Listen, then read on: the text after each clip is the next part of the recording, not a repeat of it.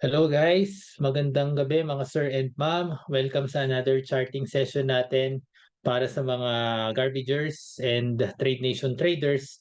I'm Hector Henil, aka The Garbager, and thank you for being here tonight. So as always, let's see kung ano yung posibleng makuha nyong aspect sa mga tinitignan ko sa pagtitrade, no? Okay? So welcome sa inyong lahat again. So magsimula tayo ngayon doon sa ah, Nikkei na tinitrade natin every morning. Okay? So I'll just remove first yung mga nakikita nyo para simulan natin sa raw chart, no? Let's start sa weekly chart. Ano ang nakikita ko sa weekly chart? So simple lang, simple lang. I-analyze natin to sa weekly perspective. Okay? So I'll be drawing a trend line. Ano yung trend line ko? So pwede ko mag-start dito and yan. That's a trend line. Long-term trend line yan. Okay? Ibig sabihin yan, mga sir, ay critical yung linggo na susunod. Itong in the next 2 weeks, critical yan. Bakit? Kasi pwedeng mag-form in between sa range na yan.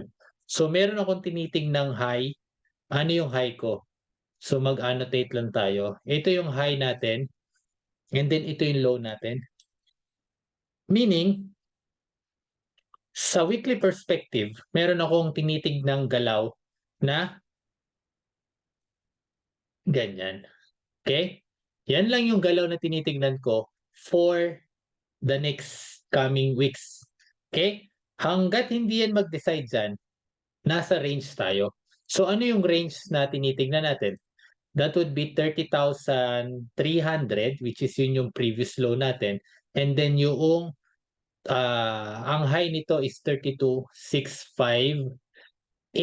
Okay? Yun yung high. So yun lang yung range na tinitingnan natin. So kung papansinin nyo, yun lang yung aspect in terms of weekly chart. So pag tinignan ko ngayon yung daily chart, ganyan lang pala kasimple yung magiging chart natin. Ganyan lang kasimple.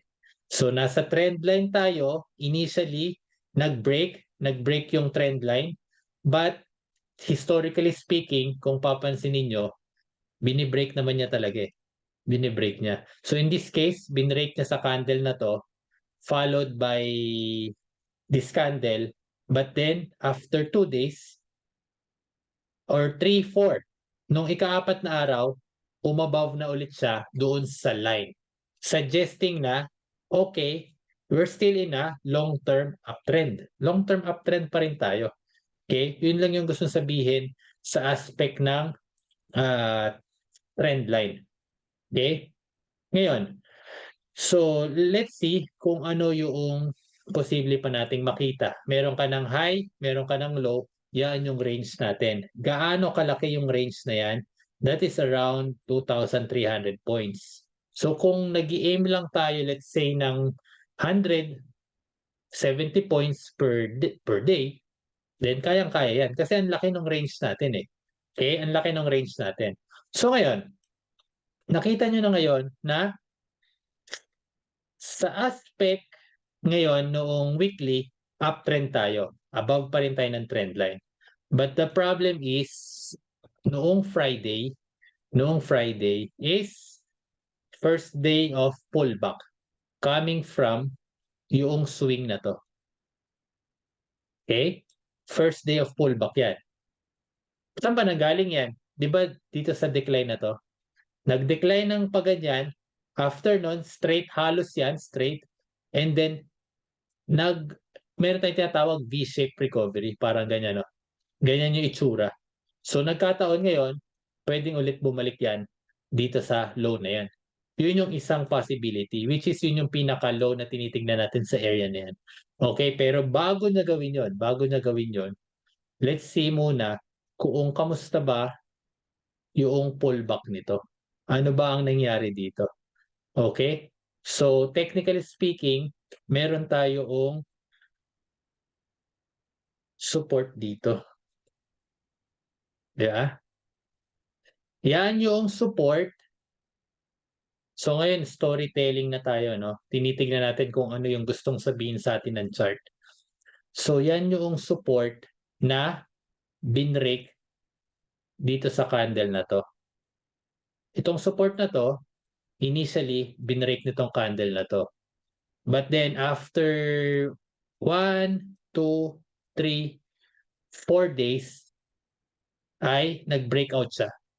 So ngayon, ito ngayon yung immediate nating posibleng balikan na support dito sa area na 'to, which is magko-coincide siya sa 31,000 na level. So 31,000 level ang next na strong support kay Nikkei. Next na strong support kay Nikkei. Okay? Yun yung gustong sabihin sa aspect na yan. So hindi na ako gumagamit sa Fibonacci ngayon, pero kung nasanay kayo sa Fibonacci, no problem, we can still check ano yung sinasabi ng Fibonacci. Pero dito pa lang sa level na yan, we can already gauge saan posibleng pumunta yung market sa susunod na mga araw. Okay? So, ano yung Fibonacci na pwede nating i-plot? So, noong time, last week, na nag-discuss ako ng bounce, ginamit ko yung swing dito. Yeah, yan. Yung high nandito, then low nandito. So nag-bounce siya sa area ng 618. 618 Fibonacci pala yung pinag-bouncean niya. Nag-overshoot siya. Okay? So again, hindi naman yan eksakto. Nag-overshoot siya na ni-retest pa tong area na to, which nag-resist. Tapos nung Friday, noong time na nag-share tayo ng trade, 400 level, nag-short tayo for a quick profit ng 100 points, papuntang 300, we're done for the morning. Okay, we're done for the morning dito sa area na yan. So, noong nag-open yung US market, doon na nagsimula yung decline. Actually, nung sa UK time pa lang or sa Germany, European time, nag-decide na yung market na pababa tayo. Okay? Kinonfirm yung negative bias noong Asian market. So ngayon, pag tinignan nyo ngayon yung Fibonacci level, ano yung next na support na posibleng puntahan? Dito ka agad yan sa 382. 31,500 level, 500, 600 level, which magko-coincide sa trend line. So may trend line tayo. So bago pala pumunta sa 31,200, pababa ng 31,000, meron ka munang 31,600 or 500. Yan yung downside. So when we are preparing yung chart, laging may downside, laging may upside. Yung upside naman would be retest nitong high na yan. Yung high na yan. Okay, hindi muna ako pupunta sa 400. Bakit? Kasi nga, yung body to body ng candle, dun ka muna. Especially na negative or sobrang negative nung close nung Friday. Suggesting na posible pa ngang mag-gap down yan eh. Pagka ganyan kalakas yung decline. Coming from V-shape recovery. Ito. Yung pa-V na yan. Okay? So let's see. Basta alam natin na meron tayong support sa 500, 600 na posibleng mabutas din at pumunta sa 31K. Tignan natin kung anong gagawin. Okay? Basta ang sinasabi sa weekly close, anong sinasabi sa weekly close? Hindi siya solid na papansinin nyo. Tanggalin ko muna yung Fibonacci. Nakita niyo na yung aspect ng Fibonacci. May sinasabi itong dalawang candle na to. Itong candle na to, tsaka itong candle na to. Those are indecision candles. Bakit ko sinabing indecision? Week, sobrang haba ng week, yung body ng candle nasa gitna nung range. So ibig sabihin, tinatansya ngayon nung market kung ready na ba siyang humanap pa ng mas mababang support. Kung hindi, di-range trade tayo. Doon muna. Hanggang sa mag-decide yan, hindi natin alam kung magde-decide yan this week or next week or next month. Hindi natin alam. Basta alam lang natin ngayon, we have those levels ng pagbabasihan nating i-trade. Okay? So intact pa yung Nikkei na range, intact pa siya. So before, kung papansinin nyo dun sa mga taga-subaybay natin, before meron akong ginawang trend line.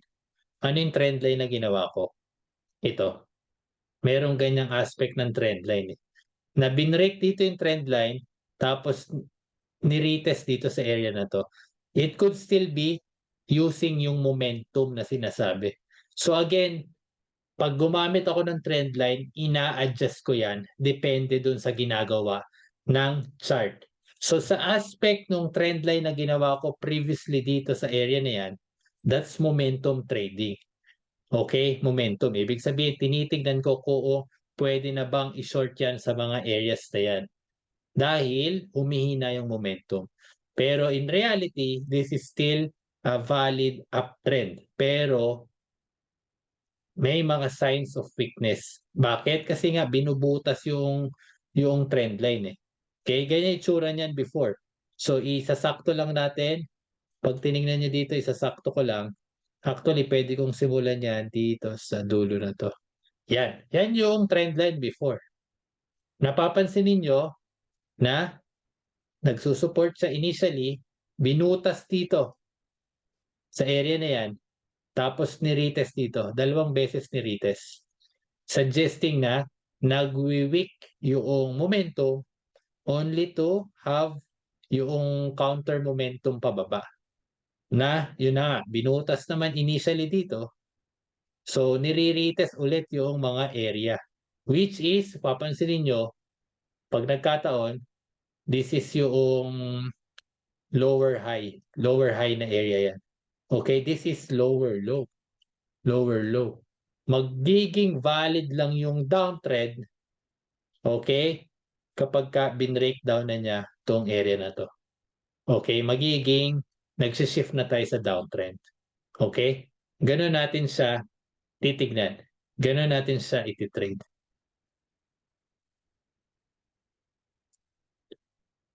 Okay, that's for Nikkei. That's for Nikkei. Okay? So, tignan natin yung...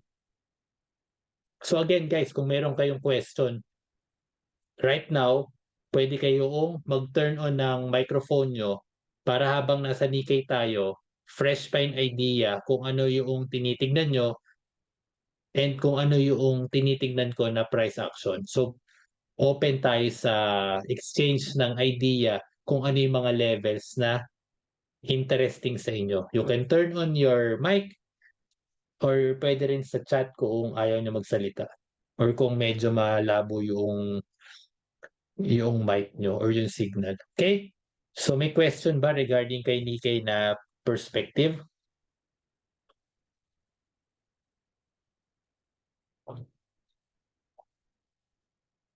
So may kausap ba tayo mga sir?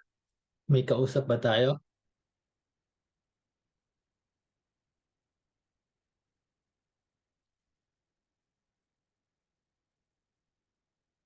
Hello? Hello, testing. Okay, thank you, thank you. Okay, so I need some feedback to see kung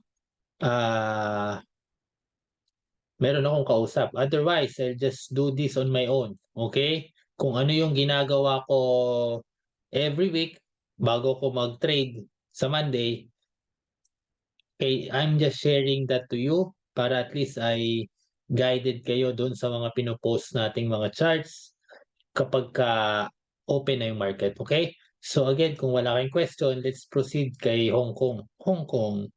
Okay, so remove muna natin yung mga drawings dyan. A question. Thank you. Yes, yes sir. Yes sir. Sino po yung nag-turn on ng mic? Hi, this is Freddy. Yes sir, Freddy. Yes sir.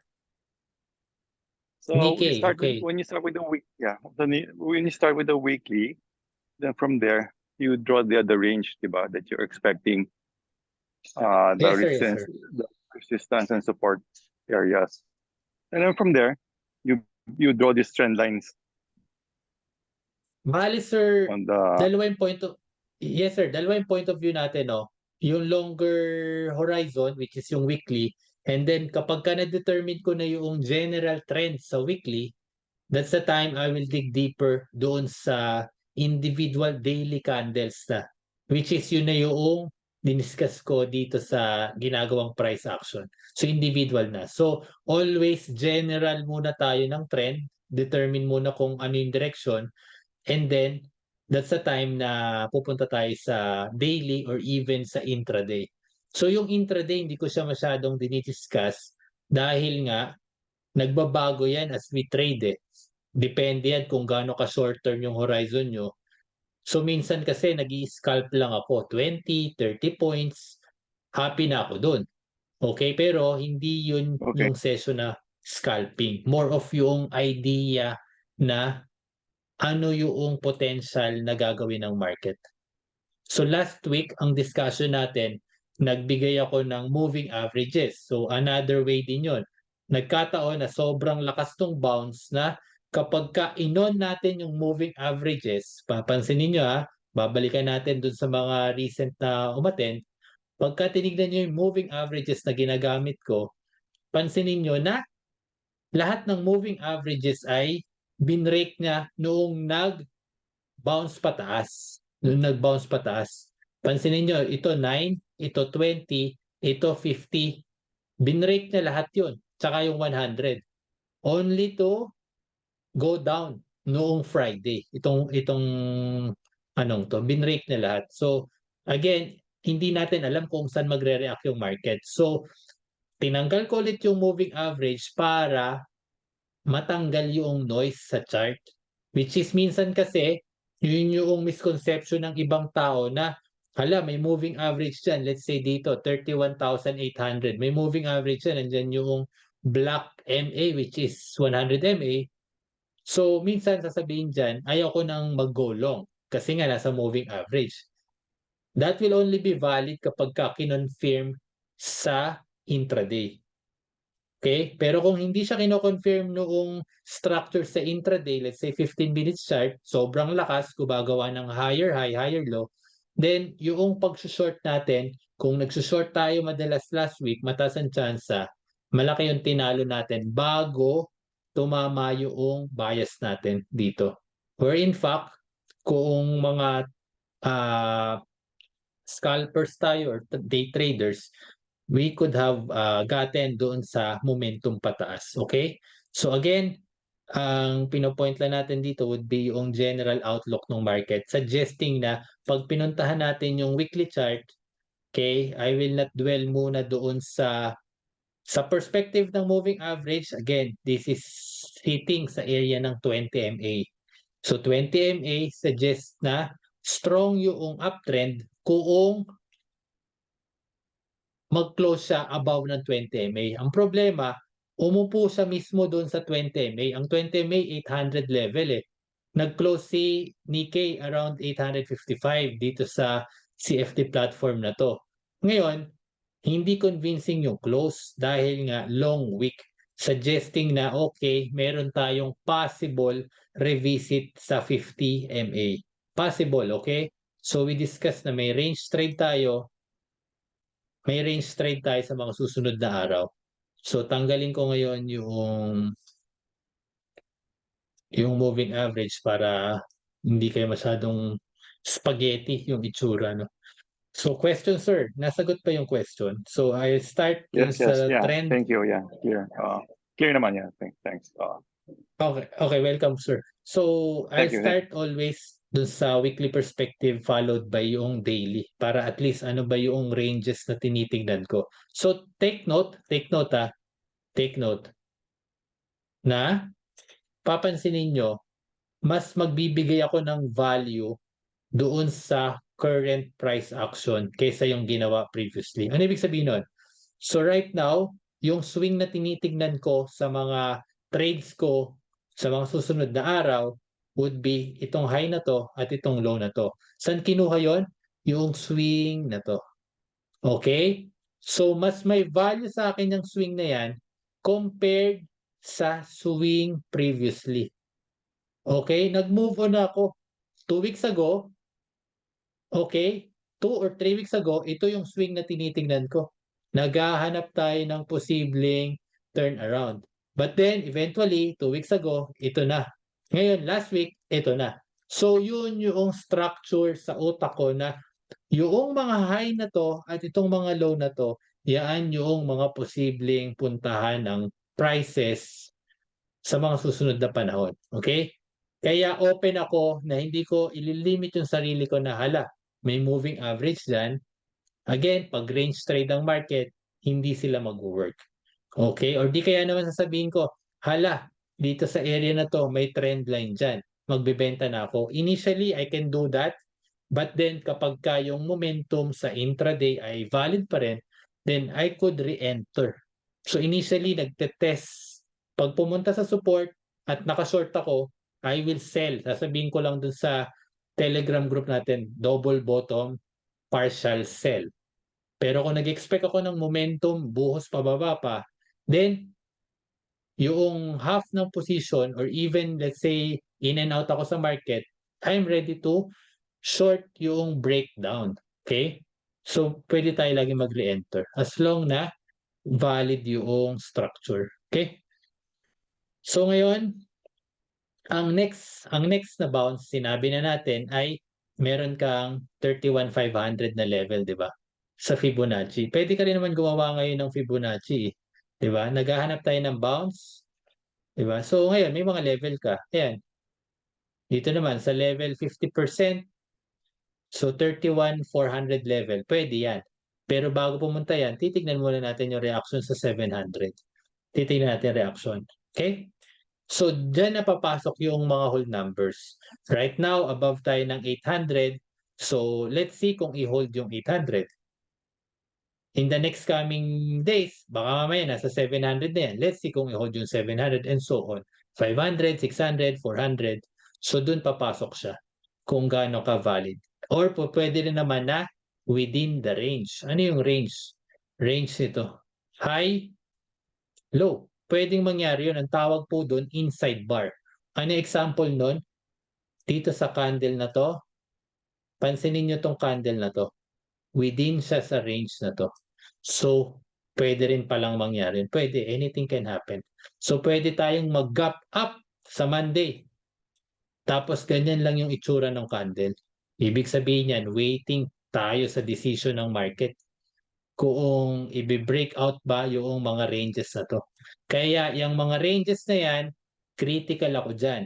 Tinitignan ko isang idea na pwede nyong i-check. Isang idea na po pwede nyong check. Medyo advanced na to. Every time, nagta-touch, first touch, sa low ng candle na to. First touch, the moment the market opens, first touch, dun sa mga low ng candle na yan, tinitignan ko yung reaction ng market. Pwede kong mag-aggressive buy dyan, titignan ko kung magbabounce. Quick profit lang. Okay? Quick profit lang. Pero siyempre sa utak natin, sabihin na ako sobrang bearish nitong candle na to eh. Okay, but ako dahil scalper trader ako, day trader, I can do that. Okay? Maliit lang yung risk. Let's say 40, 50 points na risk. Only to find out kung magbabounce doon. Otherwise, then let's see. The next time na i-touch na ulit tong low ng candle na yan at i-revisit na tong area ng 382, tinitignan ko na ngayon gaano kalakas yung level na yan. Nakikita ba ng market na support yan? Or ako lang ang nagsasabi na support siya? So doon na mag-play out yung charting skills natin kung gaano ka ganda yung structure sa intraday. Okay? So medyo madaming aspect yun ng day trading. I hope doon sa mga may experience na ay makakatulong tayo, no? So moving forward, moving tayo sa Hong Kong, Hang Seng. So ano yung current swing na tinitingnan ko kay Hang Seng? So simple lang. Simple lang. Question sir, clear pa ba ako? Kasi may mga nakikita ko dito na left join, left join. Clear pa ba yung discussion natin? Kindly type sa chat box natin mga sir.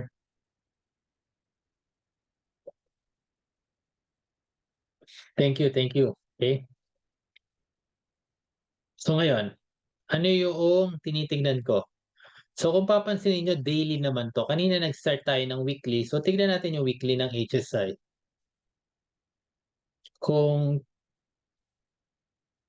okay, no problem sir.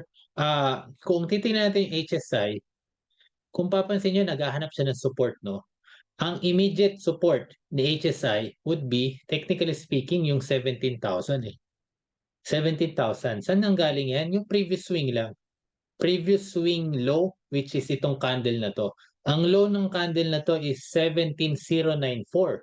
Ibig sabihin 17K, 17,100. That's a strong support kay Hong Kong, Hang Seng. Yun yung sinasabi ko na first touch sa 17,000 level or 17,100, that is a strong bounce. Kasi whole number siya eh.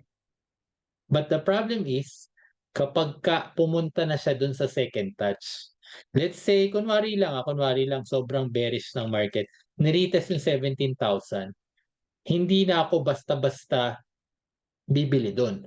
Kasi second touch na yun eh. Second touch na yun. And take note, meron tayong aspect na the more it touches, mas mataas ang chance na i-break yun. Okay? Mas mataas yung chance na i-break yun. Kung papansinin nyo, yung theory na yun, okay, di ba yun yung sinasabi ni Darvas? Focus ka lang kung nasaang area siya ng Darvas box. So right now, sige, isang angle din yan. Right now, meron tayong isang swing. Yan. Kumuha lang ako ng isang swing. Okay? High, low. So right now, we are sa area ng lower box, 50%. So we are expecting a range sa area na yan. So kapag ka nagre-retest yung lower portion ng box na yan, may possibility na mag-breakdown palalo yan. Okay, yan pumapasok yung the trend is your friend until it bends. So ngayon pwede natin ibaba yung maliit na box na yan. Katulad nung ginawa natin kanina kay Nikkei. Maliit na lang na box. Kanina malaking perspective, ngayon punta tayo sa mas maliit na perspective. Low, high, that will be the range. So ilang point na range yan? 18,300 papuntang 17,100. That's around 1,200 points na range kay Hang Seng. Pag tinignan ngayon sa daily chart, okay, ganyan pala itsura niyan. Initial support would be itong 50% nung swing. 50% nung swing. Ano yung swing na tinitignan ko? Itong swing na to. Yeah? So 50%, there could be a possible bounce play dyan sa area na yan. But then, i-confirm lang yan ng market kung gap down ba yan. Pansinin nyo gapi sobra ni Hong Kong. Okay? Kailan to?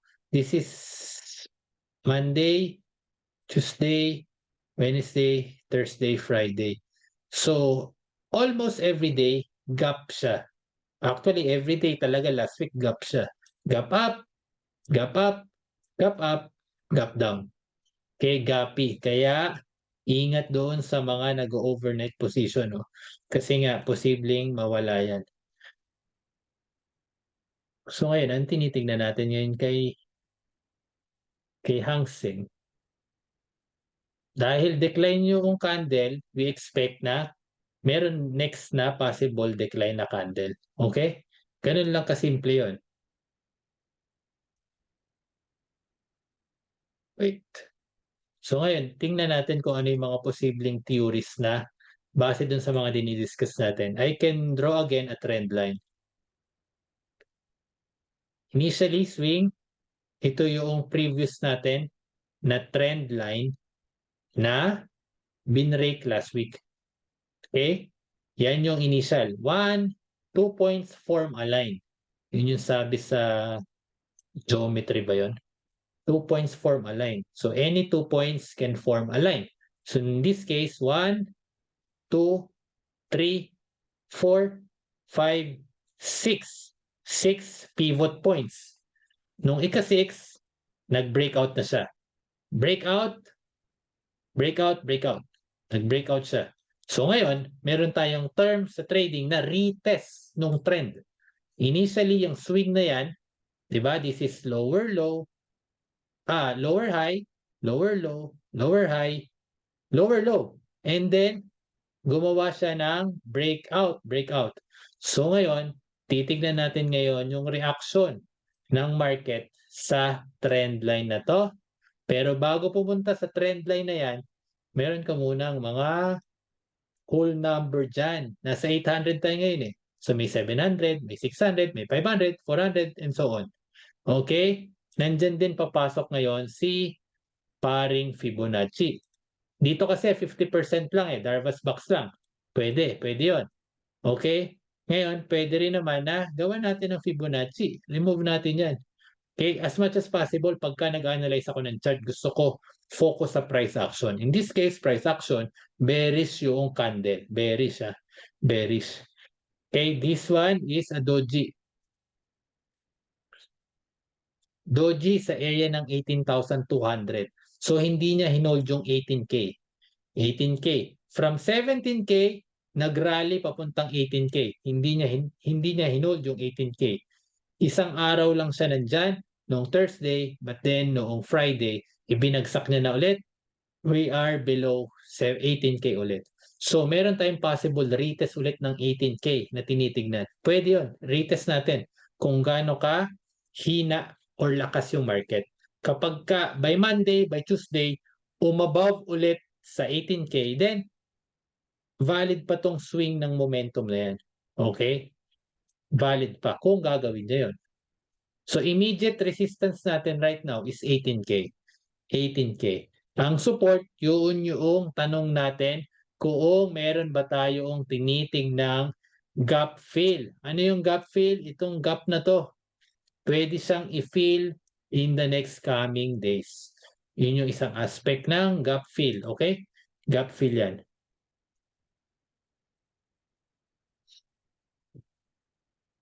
So pag ginamitan natin ng Fibonacci yan, ito itsura niyan. Low nitong candle na to, pupunta dyan. Then 50% is around 600 level, 618 around 500. So again, whole number 500 points, 500 na area. Titingnan natin yung magiging reaction ng market dyan. Okay? Ganyan muna yung itsura ng Hang Seng ngayon. Ganyan lang muna. Merong possible retest or double bottom sa area na yan. Possible trend line din yan. Retest ng trend line. Okay? So, titignan natin kung magko-confirm yung possible reversal. Possible reversal ng market kung nakita na natin yung bottom. Otherwise, so ano ba yung tinitignan ko para malaman kung nakita natin yung bottom? Pagka nag-create siya ng higher low. So this one is the first swing high. Breakout yan dito sa area na to. Okay, yung area na yung breakout yan eh. So kapag ka pumunta siya ngayon, naghahanap siya ng higher low. Possible higher low din palang gawin nito. Let's say nagpunta siya dito, nag-support dyan. Magko-confirm lang yung theory na nakita na natin yung possible bottom kung mag-breakout siya ulit sa area na to. Okay? One set yan. One set and then tingnan natin kung magka-two set dito. That's a possible trend higher. So pwede na akong gumawa ng trend line. Pataas naman. Habang di niya ginagawa yon, then we are still in a downtrend. Downtrend or range trade kay Hong Kong. Okay? Kay Hong Kong, may question, sir. Ibang aspect naman ng pagtitrade to. Downtrend naman ang tinitingnan natin. Ang question dito ni Sir Richard, nagtitrade pa rin kayo pag ganyan na gap ng gap tapos maliit lang range ng candle, ilang points usual target nyo, sir? So, nice question. Nagtitrade ba ako kapag ka-gap up? Yes, yes, sir. Any market nagtitrade tayo. Papansinin nyo papansinin nyo. Let's check the ranges ng candle. Bar counting na to, bar counting. Okay? Let's start noong, so maglalagay ako ngayon ng mga numbers dito. Let's start yung, tapos may calculator din ako. Okay? Lagi ako may calculator dito sa desk ko. So, ang high nito ay 18,013 minus low 17,776. That's 237. Okay, let's see. Let's see kung anong sasabihin sa atin nito. Okay. So, 237. 237 toong candle na to. This one is high. 290 minus low 175. 115. Okay? So bear with me kasi ginagawa ko to sa intraday charting using 15 minutes, using 10 minutes, using 3 minutes, 5 minutes, or even hindi naman sa 1 minute. Hindi naman ako ganun sa 1 minute, no? Masyado na yon. Next candle, 18,022 minus 17,889. 133.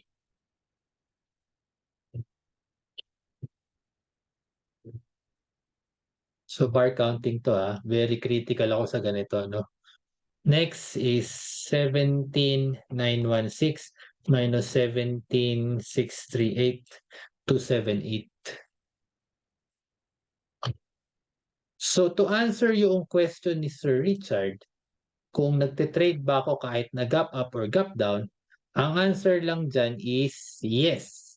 Dahil ang nakikita kong 633 minus 447, 186. 186, wait lang tapusin ko lang to. 186.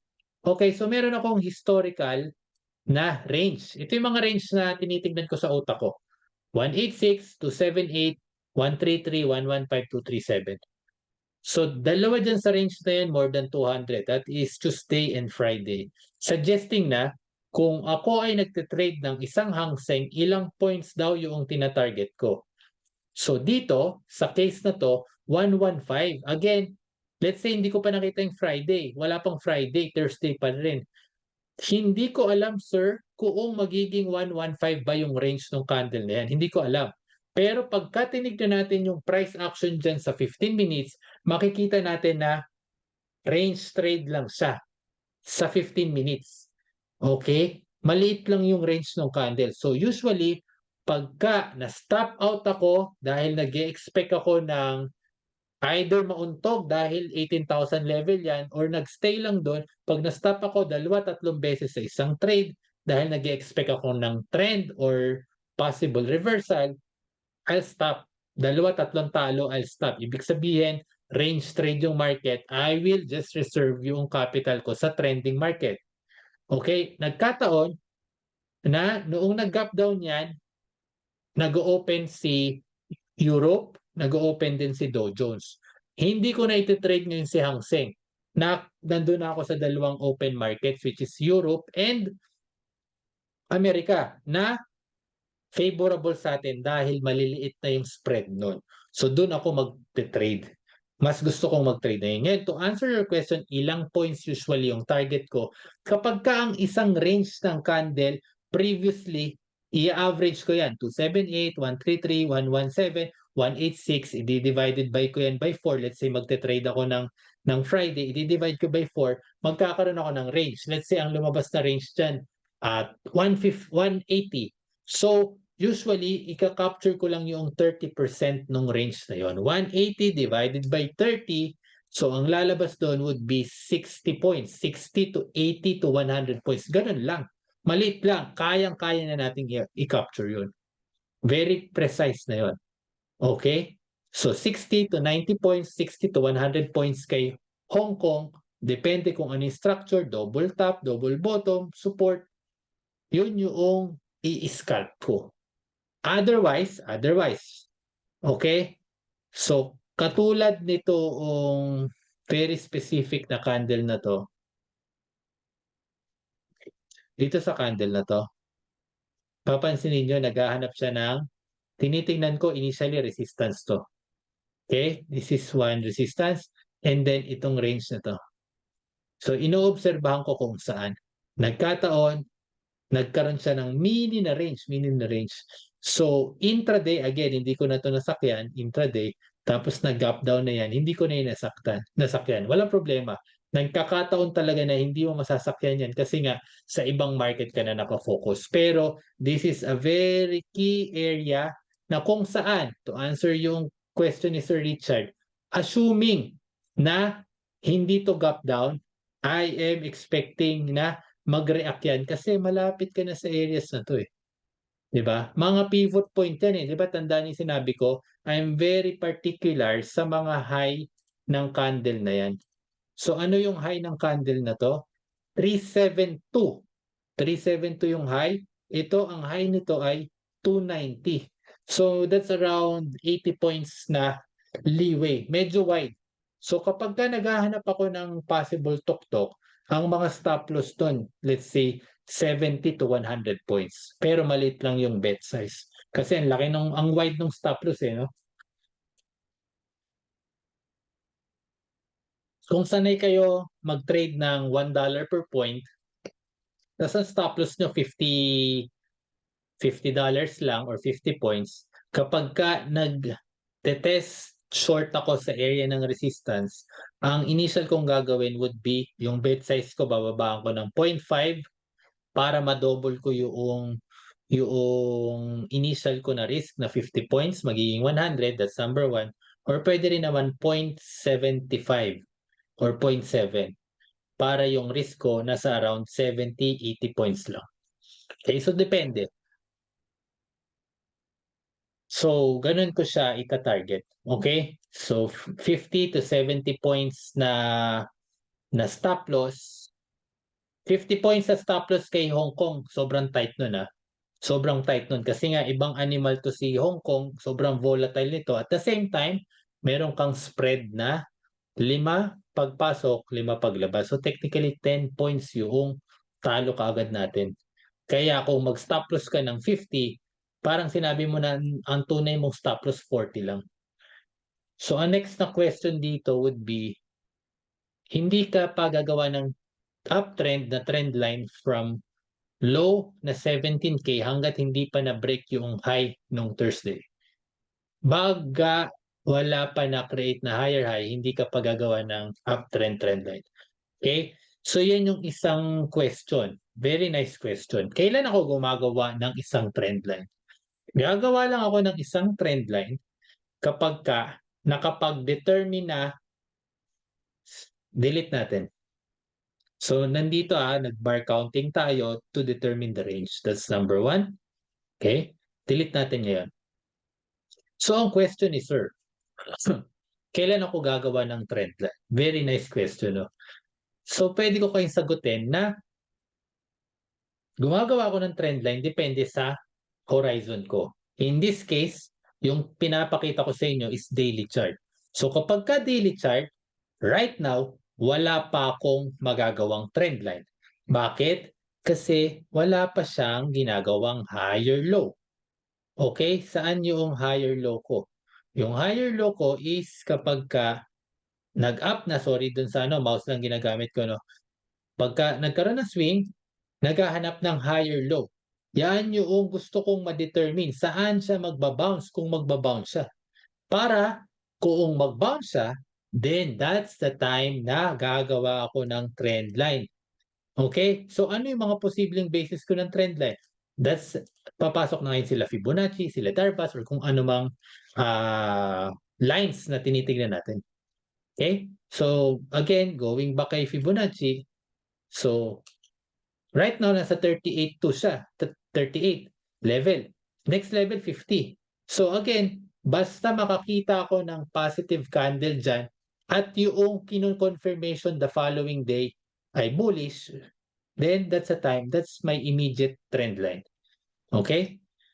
Ngayon, dun sa mga point of view noong mga trader, katulad ni Sir Richard, pwede kong gumawa ng trend line sa 15 minutes kung meron akong nakikita. Okay? 15 minutes. Ano yung trend line dito? Okay? So sa 15 minutes pala, Pwede palang gumawa ng trend line. Example lang to So sa 15 minutes, anong tinitingnan ko? Connect ko ngayon. Okay, 1, 2, 3. Ganyan pala itsura niyan. Okay, nung nag-gap down, take note ito pala itsura sa 15 minutes. Nung nag-gap down, sobrang gapi lang kaya medyo mahirap i-trade. Pansinin nyo, ito yung sinasabi ko, higher low. Okay, higher high, higher low. Nag-breakout, panibagong higher low. Nag-breakout, panibagong higher low. Nag-breakout, nawala na yung higher low. Break of trend na. Which is, hindi na niya ni-retest tong area ng 18.1. No? Yan yung gusto nating or tinitignan nating possible retest sa area na yan. 18,000 muna. Baka hindi na tayo pumunta dyan kung sakaling mahina yung market. Which is, sasabihin yan in the next coming days. Sasabihin ni market yan. Right now, mahirap magsabi na magdo-double bottom tayo. Hindi ko pa pwedeng sabihin yun unless malapit na tayo sa area na yan. Okay? Hanggat malaan layo pa niya, no? So, hindi ko pwedeng sabihin na, okay, this week double bottom tayo. Again, pwede yun. Lahat naman po pwede. Pero yung chance nun, hindi ko pa ma-determine unless makita ko yung candle formation in the next 2-3 days. Question mga sir?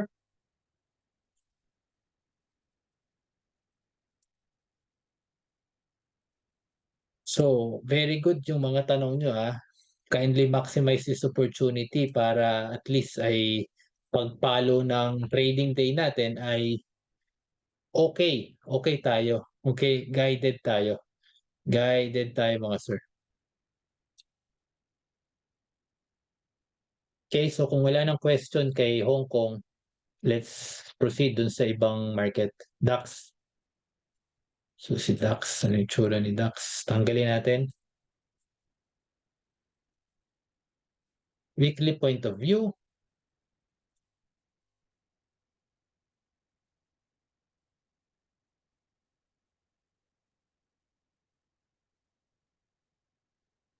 So again, ito pansinin nyo to. Pwede ba akong gumawa ng trendline kay DAX? Ano itsura ng trendline ko kay DAX? So pagka sinimulan ko dito, ito itsura ng trendline.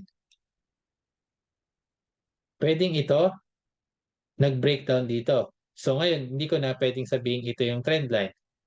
Okay? Pwedeng ito, pag pinansin nyo, nag-breakdown naman dito. So, this is momentum, no?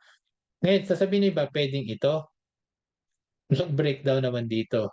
So, pagka ganyan, hindi ko na pinipilit.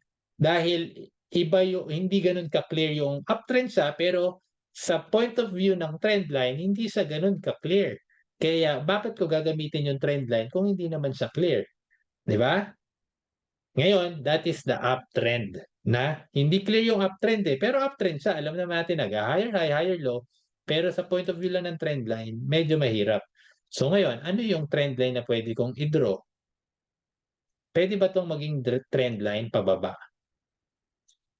Pwede. Clear, Clear. Right now, yan yung nakikita kong trend line. Di ba? Bakit?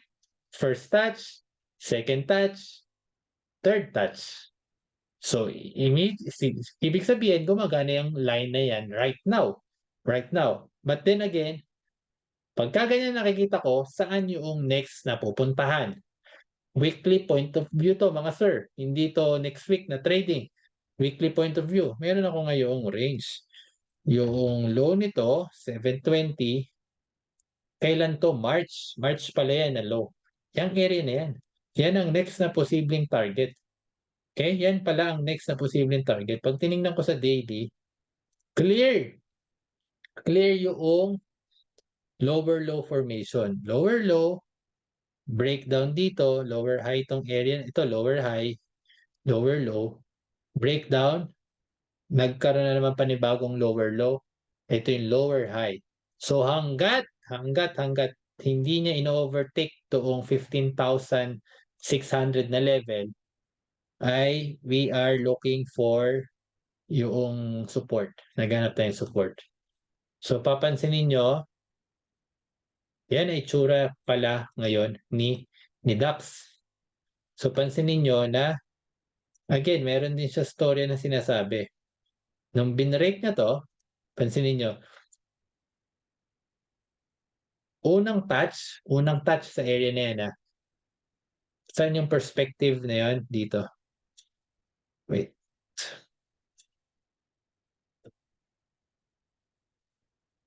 Ayan. So, ito yung storya niya. Ito yung storya niya. So, ano yung story niya? Noong nag-uptrend dito, di ba, meron kang posibleng, dito, pwede tayong mag-draw ng trendline pala dito. Yan, ganyan pala itsura ng trendline yan. Okay, sa daily ako nakakita trendline. Okay, sa weekly, hindi clear, pero sa daily, medyo mas clear. Okay, so ngayon, ang storya nito, dito sa area ng March, papunta ng, ano to, June. Okay, March, April, May, June, 4 na buwan. 4 na buwan, may uptrend tayo, tapos may support ka dito, di ba? Nung area na nire-retest yung trend line, pansinin nyo first touch, nag-support. Second touch, initially dito nag-support, but then after ilang araw, nag-breakdown dun sa trend line. Pagkatapos nun, niretest yung trend line, naging resistance na. Tapos, binrake yung support. Suggesting na, okay, may break of support tayo. Hindi ibig sabihin na nag-break ang support, automatic all-in short tayo. Meron tayong angle na i-break mo yung support, retest ng previous na pinanggalingan niya. Which in this case, gumawa pa nga ng bagong high. So yung mga breakout traders sa area na yan, naglo-long na, sabi to the moon na, only to find out na short-lived bull trap pala ang tawag dyan. Okay? Dahil area siya, ito yung sinasabi ko, double top yan Di ba? Double top, papansinin nyo, extend ko to. Di ba? Initially, okay, gumawa siya ng bagong high, that's good. So ngayon, gumawa ulit ng bagong high, that's good. But then, overstretch siya. Ibig sabihin, yung trend line dito, di ba? Nagre-retest na ng trend line. Hindi, pansinin nyo tong candle na to, very specific tong candle na to. That is shooting star. Sa area ng resistance, 16,500 level. Okay, whole number yan. Okay? So after nun, this is a confirmation na this is a trap. Tong long-bodied candle na yan. Pansinin nyo, nag-momentum pa siya pababa, di ba? That's 700 points kay DAX. Retest ng support. So nagkaroon tayo ng range trade. Ano yung range trade na sinasabi? Ito yung ngayon yung ginagawa natin sa kanila. Yan yung range trade. Teka, tanggalin. Ibahin natin. Si Darvus ang gamitin natin. Yan. So meron kang range trade. Di ba? Yan yung range trade natin. Up, low, up, low, up, down, up, down, up, down. And then, nag-confirm dito, kinonfirm, nag-create ng panibagong lower low, yung dating support resistance na noong Thursday. Thursday na, meron na din tayong na-form na trend line downward na kung sakali ay yan yung mga posible nating area na puntahan. Okay? Puntahan. Tapos ngayon, ito ngayon, mas mataas ngayon ang chance nito na mag-double bottom. Maghahanap yan dito ng support. So ilang points na lang yun. That's only less than 200 points from 15,000. Mas doable na yan. Compare dun kanina kila Hong Kong na medyo malayo pa Pagka pinlat natin yung Fibonacci dyan, pansinin nyo, di ba? 618 na Ang next na ngayon yung 78 Fib, 15,000 level. Ang next na niyan would be critical yung 15,000 kung i-breakdown yan. Pag nag-breakdown yan, again, we might see a new low. Ang new low niya ngayon dyan, posibleng mangyari yon 14,720. Yun yung tinitignan natin. So kung papansinin nyo maraming segment ng market ang dinidiscuss natin dito. But then again, it's all about support, resistance, Fibonacci, and yung gaano ka-strong yung candle. So ngayon, ano yung reference reference point natin sa candle na 'to? Ano yung kamukha niyan? Puwede pala ito. Puwede pala 'yan 'tong candle na 'to, 'to ang haba din, oh, halos parehas sila ng haba. Okey, puwede rin 'to. So, anong gustong sabihin niyang mga candles na 'yan? Puwede rin 'to, okey? Kasi halos magkakaparehas sila ng itsura ng haba. So, sa'kin, sa utak ko, open tayo sa kahit saang possibility. Right now, sinasabi ko sa inyo puwedeng maghanap ng support sa 15,000 level, that's one angle. Second angle would be gaano kalalim pa yoong next na buhos. So dito, titingnan ko ngayon, ilang points pa 'to? Ilang points pa 'yan, ito nag-close 'to ng ang low nito 618. Sumunod na low 578. 618 minus 578, that's around 30 points. Okay? 30 points. So puwede palang mag-low pa ng 30 points mula dito. 'Yun yung isang angle. 'Pag dito naman tayo pinagbasihan, ang low nito ay 495. Itong candle na 'to ay 456. 95 minus 56, so around 31 points. 31 points. So puwede pala akong mag-minus pa ng 31 points dito. Gano'n ko siya tinitignan base dun sa history ng ginawa ng chart. Hindi yung, Fibonacci level, okay, that's a support, 618 siya, eh. Pero puwede pa siyang mag-overshoot ng 30, 40 points bago mag-possible bounce. Puwede rin namang gap down kasi nga may anggulo tayo ng double bottom. So yan yung mga possibility na tumatakbo sa utak ko kapagka nagte-trade ako. Iba't ibang price action strategies na si market lang ang magko-confirm. Okay, mga idea 'yan, hindi lang ako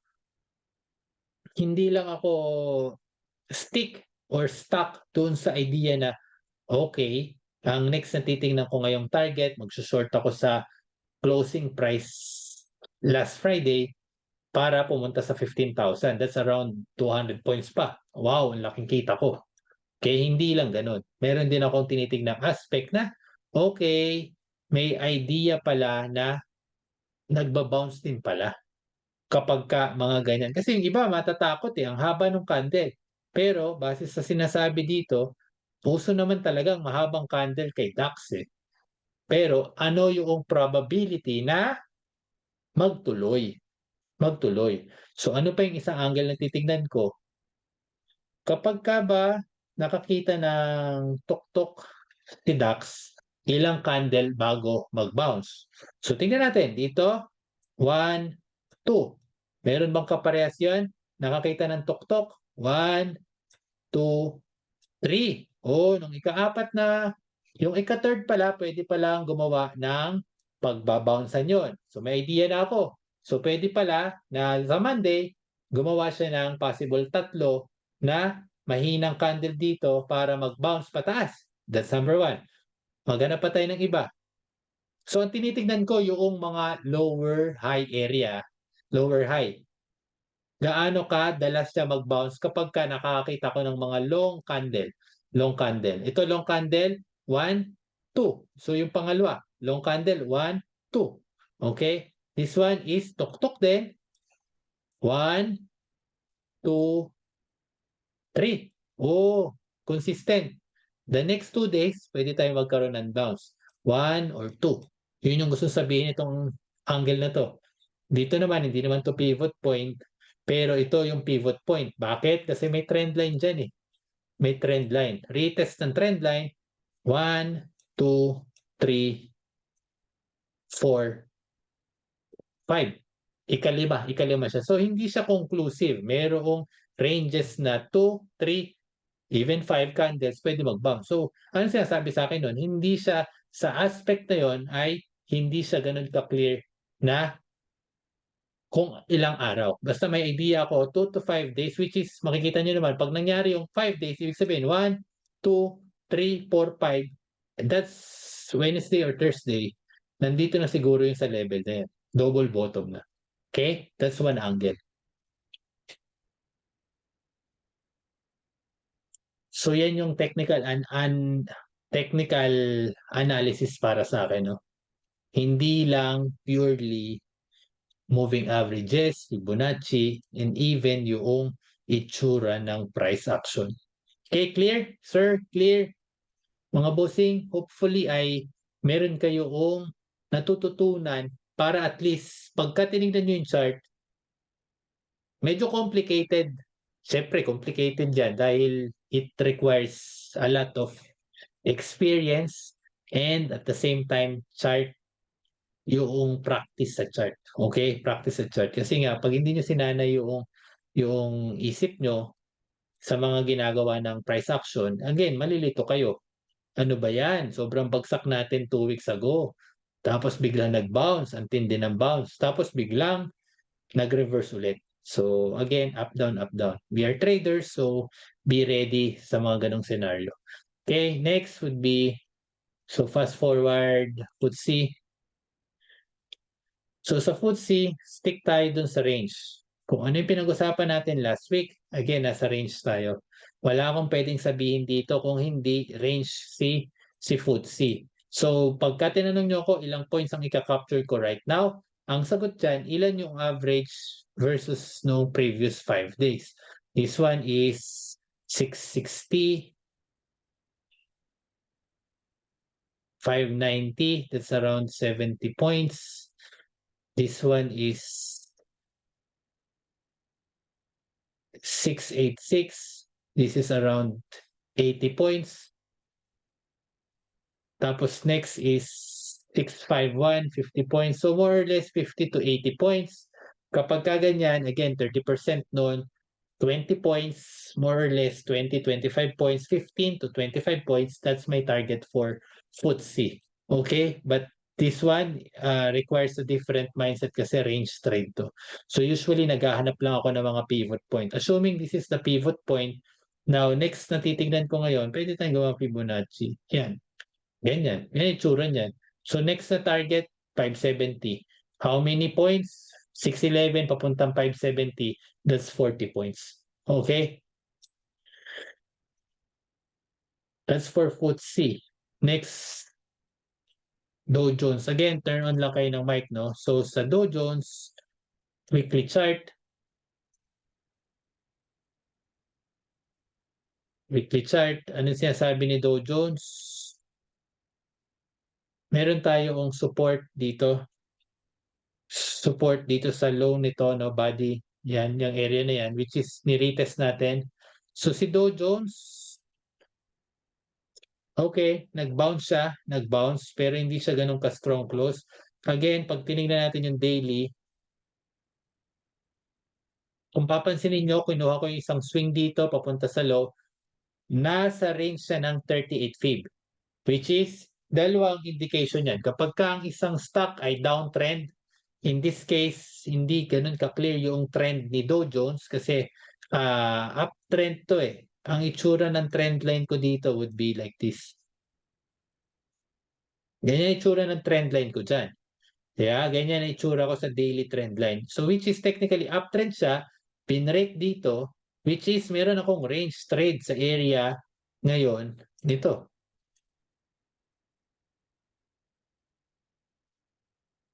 Wait. Yan yung itsura ng range trade. Okay, so ngayon, again, may possibility na mag-double bottom sa 33,000. But the problem is, pwedeng hindi pumunta dun yung chart. Bakit? With regards dun sa bounce na ginagawa ng ibang market, katulad ng Japan, pansinin nyo, V-shape recovery, di ba? So, dito ngayon, going back dun sa question ni Sir Philip, pwede ba akong gumawa ng trend line? Pwede. Pwede tayong gumawa ng trend line, uptrend kung sakali. Mangyayari lang yon kung magkaroon ng positive candle sa area na yan. Ang mangyayari sa trend line ko, ganyan itsura. Ganyan itsura ng V-shape recovery kung sakali. Ganyan lang, mabilis. So next target natin, 618, 34,000 level. Okay? Mangyayari 34,200. Mangyayari yon kung magkaroon tayo ng retest ng 700, 800, or even tong break ng 800 level. Magiging activated yung long position ko para i-testing yung higher Fibonacci, which is 6618. So, willing tayo sa ganong angle. Mangyayari yon kapag ka hinold mo yung level ng, what is the low? 466. Ang low nito 455. So, meron akong immediate low na ganyan na itsura, around 455. Okay? More or less nandun sa range na yun. So, gusto ko, ayaw kong i-break to kasi kung i-break down to sa Monday, sa Tuesday, or sa Wednesday, ang next na target ko na would be 33,000 level. That's around 400 points more. Okay? Ang ika-capture ko lang doon, 100, 150, 200 points. Hindi ko ika-capture. Mahirap i-capture yung 400 points unless na lang na daily or swing trader kayo. Right now, most of my trades are just within 1 hour, within 2 hours. Okay? Minsan 10 minutes, minsan 30 minutes. So ito yung angle ni Dow Jones. So ngayon, yan yung gusto kong sabihin na I'm observing yung area ng 38.2. Kasi pag nag-hold yan, then I can go long anytime sa area ng 600 papunta ng 800 para next target ko higher Fibonacci. Okay? Meron tayong angle na so nakita nyo yung Fibonacci at 34,100. Meron tayong angle na dating support. So pwede niyang, ito nagre-resist pero hindi niya man pinuntahan eh. So dalawang ibig sabihin nun, sobrang hina ng market, i-break mo yung 38.2 level, nandun tayo ngayon, 38.2 level. Ibig sabihin, possible double bottom or possible breakdown pa nga yan eh. Okay? Or di kaya naman, possible higher low, higher high formation. So ang question, pag may ibang bias kayo sa trade, do you still proceed with AO or nagsiswitch na kayo sa ibang strat nyo invalidating agad AO? So dalawang angle to mga sir. Kailan ako mag-AO, kailan din ako mag-stick doon sa regular na bias ko sa isang chart. So kapag ka, number one answer, kapag ka hindi clear ang bias ko sa isang chart, automatic kay AO ako. Pag hindi clear. Okay? At nakita ko na si AO ay trending. Ibig sabihin, hindi yung malalaki yung wick ng candle. Okay? First 10 minutes, makikita ko na kung full-bodied ba yung candle or malalaki yung wick. Kapag ka malalaki yung wick, ibig sabihin nun, hindi siya ganun ka-decided.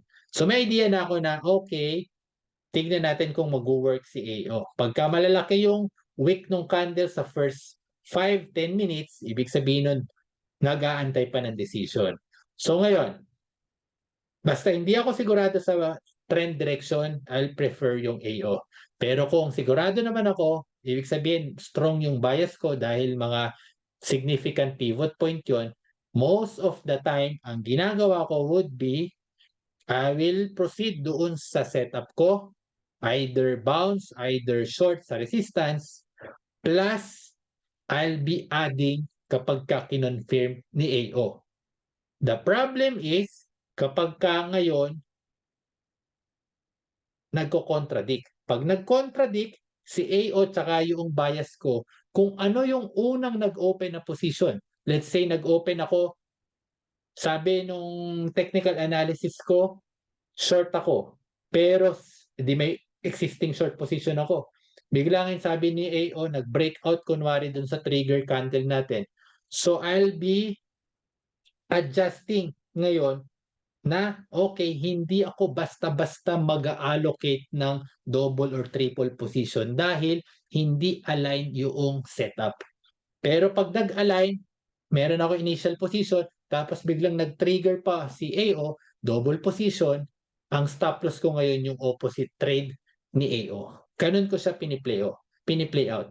So to answer your question, Sir Richard, AO, pag hindi clear yung bias ko at wala akong nakikitang range trade, tapos kung sakali namang clear yung bias ko, I will proceed dun sa clear yung bias, tapos dagdag na lang si AO or di kaya naman mag-iingat ako sa pagte-trade kapag ka hindi nag-align yung initial bias ko tsaka si AO. Nangyayari yun kapag ka nagkakaroon ng mga V-shaped recovery katulad nung nag-expect ako ng possible short kasi nga mga Fibonacci levels yan or previous support, naging resistance.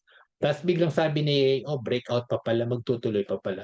So dun yung flexibility sa mga strategies. Okay? Kasi nga individual naman lahat yan. Take note na usually yung hit rate ni AO nagre-range sa 40% to 50% depende kung gaano ka trending yung market. So kay Dow Jones, ito yung tinitignan ko ngayong mga areas. Okay? So mapapansin ninyo na right now critical tong level ng 600, 700 kasi nga that's a 38 Fibonacci. Pag binrake mo yung 38 Fibonacci na yun, and papansin ninyo, sabi kong critical kasi right now we are looking for a decision. This is indecision, another indecision, another indecision, another indecision. Hindi sigurado si Dow Jones kung saan niya gustong pumunta.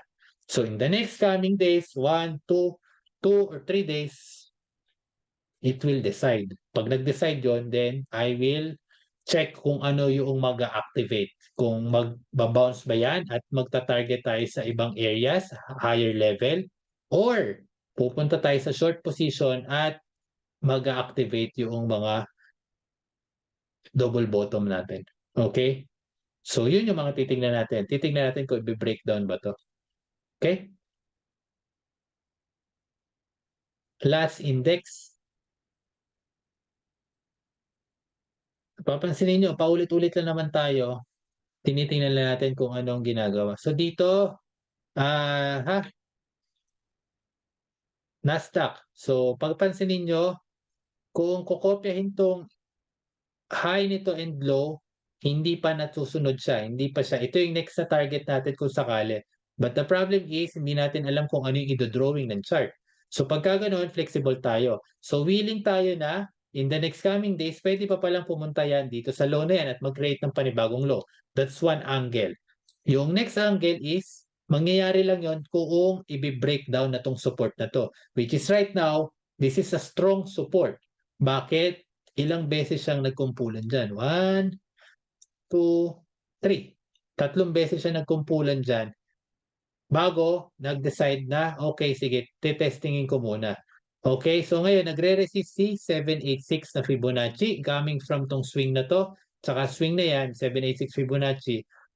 Titingnan ngayon natin, mag-observe natin ngayon, yung isang angle na meron tayong mini breakout dito sa candle na to. So, possible retest ng area na yan. Yan yung possible bounce. Malalaman natin kung magbabounce yan kung mag-hold. Ibig sabihin, hindi na bumibelow ng 14,800. Pag nagbelow ng 14,800 yan, right now, critical level din to dahil 15,000 level. 15,000 level yan, sir. Okay? Critical level yan, whole number. 15,000 level. 15 to 800, that's 200 points. Ang laki nung kita na yon kung makakapture natin yon. Pero kay Nasdaq, happy na tayo sa 40, sa 60 points na movement. Kay parang si DAX to, na happy na tayo sa 30, 40, 50 points. Kasi ang base price niya ay 15,000 lang. So kung kay Dow Jones, happy tayo sa 100, 150, dito naman dahil kalahati lang yung presyo, hindi kalahati lang din nun. 100 or kalahati ng 150 points. Just to align your perspective. Kasi baka mamaya naka-Dow Jones ka, pag trade mo kay Nasdaq, you're expecting a 100-point movement. Then, tapos hindi pa ready yung chart, magkakaroon tayo ng maling expectation. Okay? So ngayon, ano ang nakita natin bias? So we are waiting. 15,000 level. Gap down ba yan sa Monday?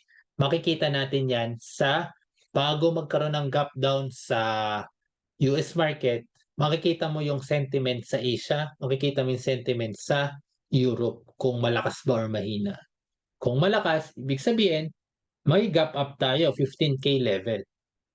So expect a retest ng fifth ng low nitong candle na to pag nag-gap up. Okay? Tinitignan ngayon kung gaano kalakas yung gap. Pero tingnan natin kung magre-retest. Di ba kaya ako nagsisend ng chart minsan na meron siyang closing price. Kasi pag nag-gap up, may 50%, 40 to 50% na mag-gap fill. Okay? Pag nag-gap fill, so titingnan na ngayon natin kung tutuloy ba or ready na to dun sa initial direction ng gap. Okay? So ngayon, ano yung bias natin kay Nasdaq? So katulad ng ginagawa natin, weekly chart. So again, hindi siya clear. Hindi siya clear. Pagka pinansin nyo ngayon, delete ko yan.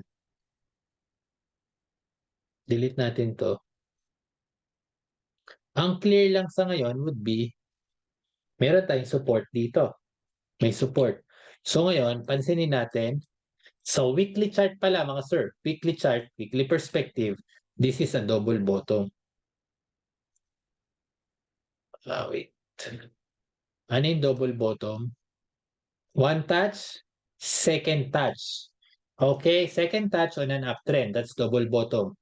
Okay, so ngayon, ang next na titingnan natin, okay, may support pala dito, kaya pala siya nag-bounce ng malakas last week. Okay, ito yung initial test, second, and then third. The problem is, itong third na to, hindi siya nag-close convincingly. Pero historically, pagka nagiging ganito yung itsura ng candle, sabi pala previously, ay pwede siyang i-break out. So meron tayong tinitingnan, okay, willing din tayo mag-breakout trade dyan. Kasi yun yung sabi dito sa area na to eh. 'Di ba? Nagbe-breakout din siya. Okay? Ngayon, yun yung isang angle. Ang isang angle naman is retest ng support. So, pwede rin naman siyang mag-double bottom ulit dyan. Triple bottom na tawag doon. Ngayon, pagka nagkataon, tinitignan ko kung may weakness sa 600 level. Pag may weakness, then ang next na level would be 400 or mag-activate na yung sinabi ko kanina ang ABC pattern na papaganon, kung ano man yon. Okay? So, ganun kasi titignan. Right now, key level ngayon, 15,000 whole number. Doon lang muna ako. So, ang range ko ng candle, katulad nung ginawa ko previously kila Nikkei, low nito, high nito. 2 weeks, 1, 2. 2 weeks lang. Yan yung range ko ngayon.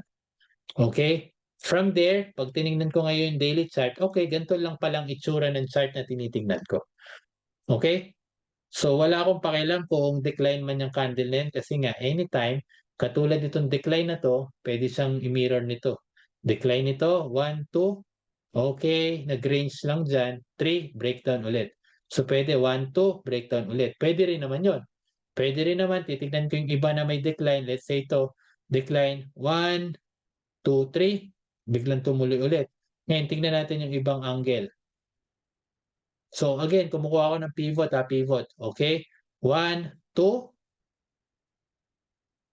Papansin niyo, nagkukumpulan sila. Long candle followed by, okay, maliit na mid-size, then maliit, bago nagre-retest pataas. So pwede rin palang ganun ang itsura niyan.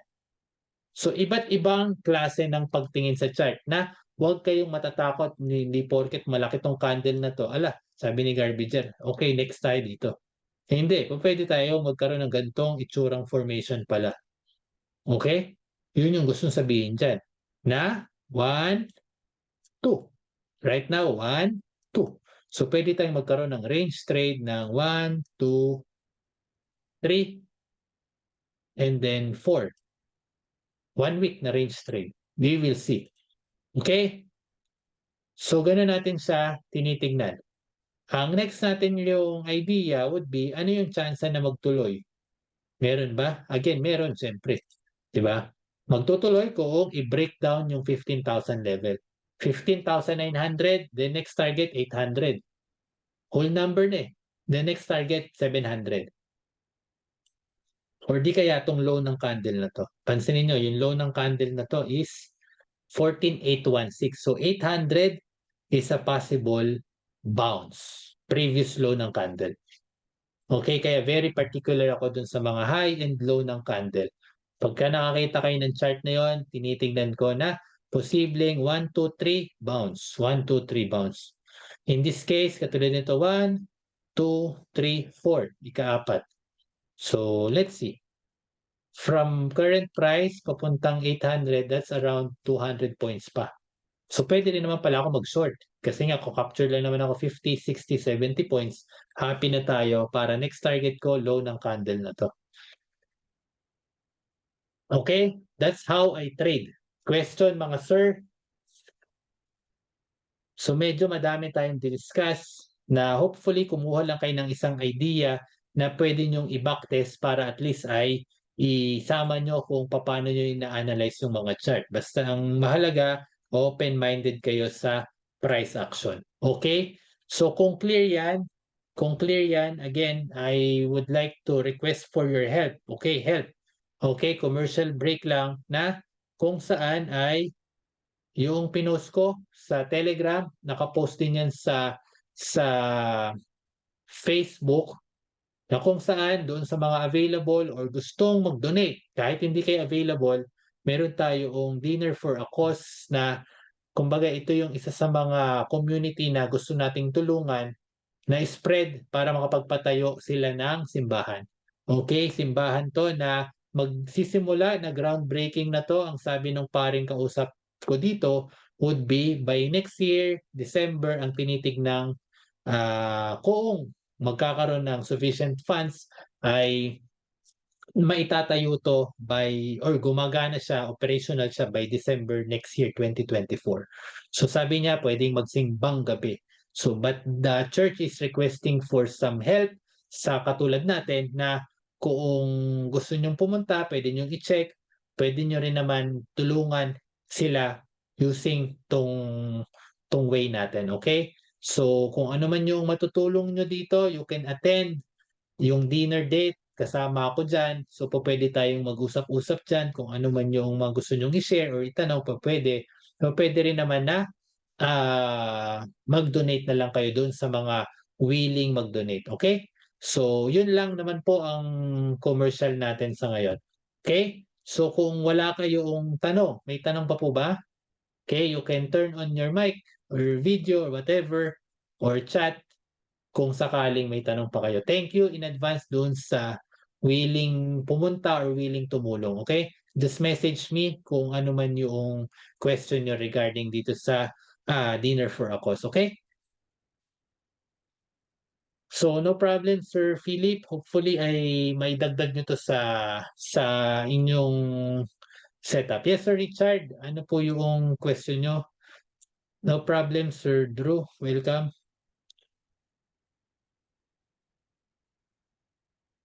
Kung may question kayo, don't hesitate to ask.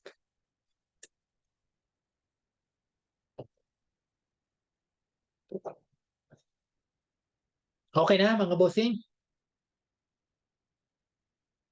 Okay? So kung yes sir Richard, nagte-type po ba or okay na tayo? Okay na? Sir Richard, okay na? Okay. So maraming salamat sa mga panahon nyo, mga bossing. Message nyo lang ako kung ano man ang po pwede nating may tulong sa pagte-trade nyo. And hopefully ay lahat tayo ay magiging profitable. Until the next time, see you and ingat sa mga pagte-trade mga bossing. Okay? So welcome mga sir.